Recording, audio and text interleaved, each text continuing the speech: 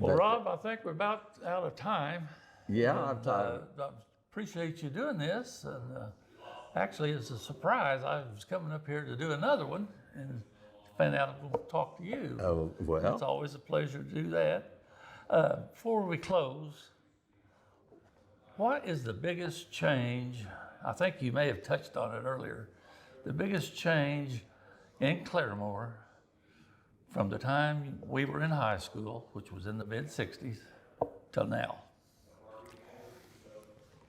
Well, it was a huge change. It was a totally different town. It was satisfied with being a small town, with the community being the people that worked and lived downtown and in the schools. It was all together. They had boosters during the 30s and 40s. You know, in the 30s, Claremore, with our radium water and everything we had going on, we had an airport in the 30s. We had a golf course in the 30s. We had OMA, Country Club, yeah. And then in the 50s, the people that were running it said, you know, we just want to stay like this. And so they made it they made changes that some of them inadvertent, some of them were intentional, that made it, you know, hard and expensive to build here.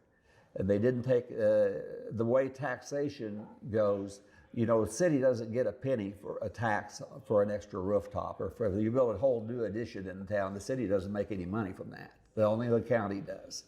And so city councilors would say, well, why should we do that? But you have to have those rooftops before you get the franchise businesses. Mm-hmm. And that, because of that difficulty that we had over the months, the franchise businesses and those things that we would normally expected to come here ended up in Owasso. Yeah. And that made the difference. Love Walmart or hate Walmart. People are on both sides, but there's no question that made completely a difference for that time forward, and it was much more progressive. But your family and my family, we like Claremore enough that we've always stayed here. Locked it both ways. So. Locked it both ways, yeah. I mean, it's safe. It's easy to get around. People talk about our trains. You think the traffic's bad here? Go to Owasso on a Saturday. Go to Broken Arrow on Saturday. Go to Tulsa on a weekday. You're going to end up backed up somewhere. And at least you can we know our workarounds with the trains most of the time. I think the biggest change for me is, used to, you could walk into a restaurant and you know half the people in there. Yeah. Today, you may be lucky if you know one or two. So that is true. I was afraid that was just me, but